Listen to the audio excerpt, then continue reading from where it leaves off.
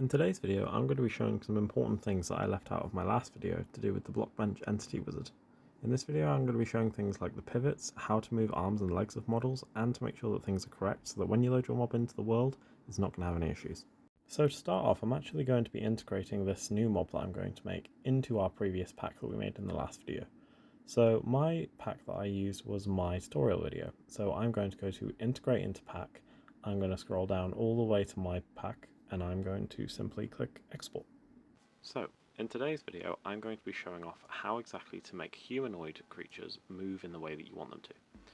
So to start off with, I'm going to talk about pivots, and pivots are very important because they act as the joints for your mobs. I briefly touched upon it in the last video, but that was to show off how to maneuver things in a way which you will like. But when it comes to actual arms and legs, it's very important.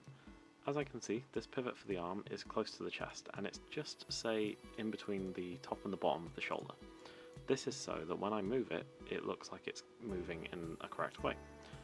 If these pivots are in the wrong place, for instance, if this pivot is all the way down here, I have no idea why it would be down there, but if it does find itself there, if you move, it will end up looking like this janky, completely in the wrong place thing coming from the middle. And if your mob is something which is aggressive, it will attack you like this. And that's not scary at all. So what you want to make sure you do is make sure you have your pivot somewhere where it looks natural. So if I look at this, and if I move it up and down, that looks natural, it looks good. So when I'm in my world, I'll know that my mob will attack like that. So the next part which I want to talk about is the same, but with the legs. So with your legs, you want to make sure that the pivot is at least up here by the sort of end of the torso, because that means that your leg will swing left and right, or forwards and backwards, connected to the torso. So if I zoom out, we can see if this guy was walking, he'd be walking like this, and that does not look terrible. As you can see though, there is one slight thing which might be a bit of an annoyance in that when this goes back or forth, you do get to see this lip at the bottom. Now you can change this. If you manage to move your pivot somewhere either lower or higher, you can kind of make it so that your mob's legs are moving sort of free of themselves. Another way which you can sort it is by simply taking this and stretching it upwards.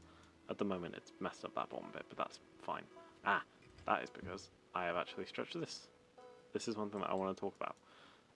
If you are trying to move a specific piece, for instance this leg here, you want to make sure that you do not click on this actual folder. If you click on the folder and you try and stretch anything, it is going to break, because it is trying to stretch all of these elements, and if you do that, it's gonna break, and it's gonna look like this, and it's gonna be really janky.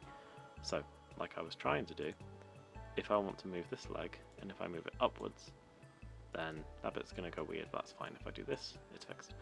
So now, if I move my leg fully by using the folder, it will now have this bit on the inside, which makes it look a bit less janky. So when creating your legs, if you want to have just that little bit of extra space that does actually go into the torso, so that you don't get this bit of a lip when it moves, do that. It can work out quite well.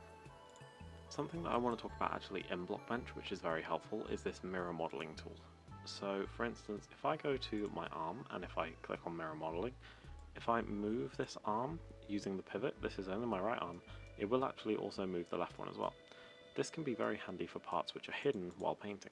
So for example, if I go back, right now if I'm painting, I can't get to this under area of the arm. It's currently blocked by this torso. But if I go to mirror modeling and I click on just my right arm, if I maneuver it upwards, now both of my arms are moved, and now I can do any kind of texturing underneath here. That is just a little thing which can be very helpful if you're trying to model and if you're trying to texture. But yes, that is something that I thought I'd touch upon. Now this next part is something a bit weird, but it's something that can come very much in handy, which also kind of has something to do with modeling. So let's just say that my right leg is not here. So if I get rid of all these parts, I've got no right leg. Oh no, my guy's going to be hopping. If I go to my left leg and if I click copy, then I'm going to click on my right leg folder, I'm going to click paste, and then instead of clicking on the right leg folder, I'm going to specifically click on the left leg folder. I'm going to go up here to transform, and I'm going to go flip on the X.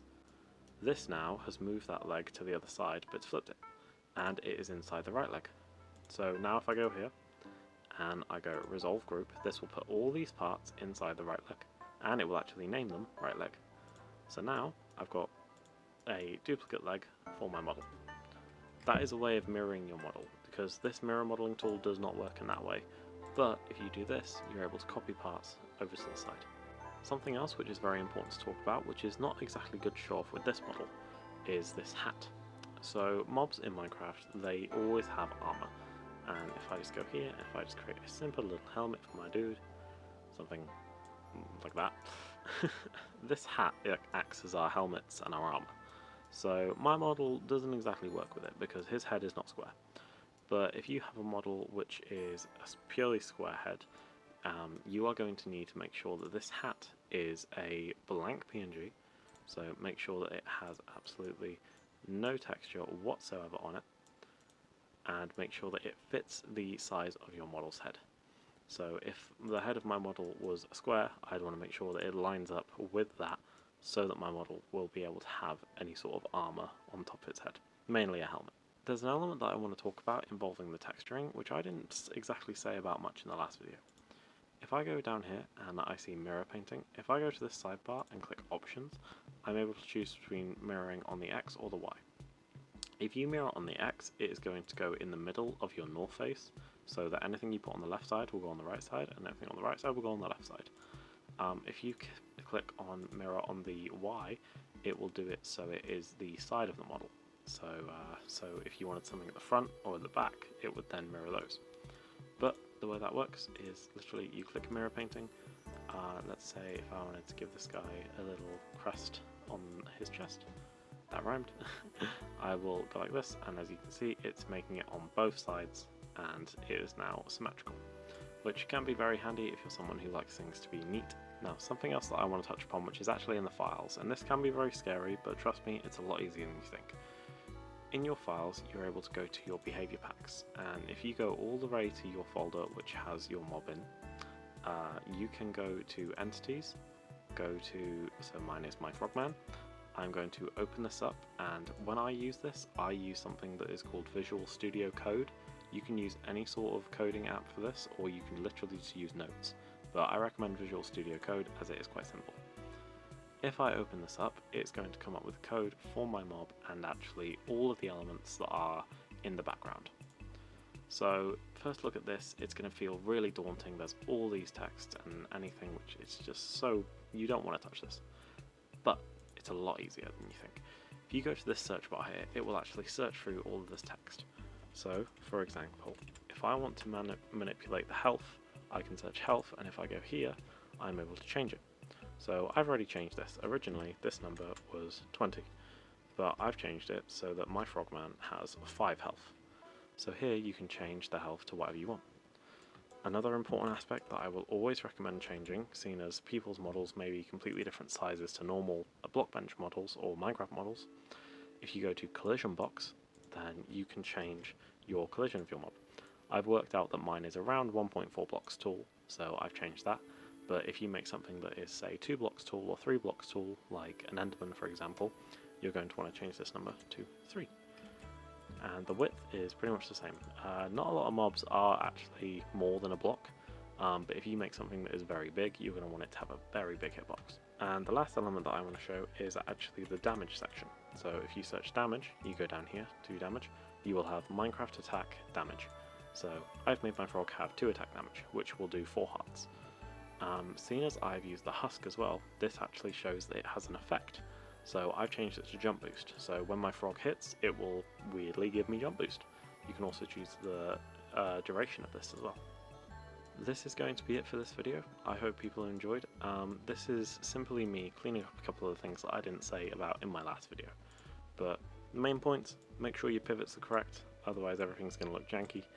And if you want to edit anything in the code, do not be scared, it is a lot easier than you think.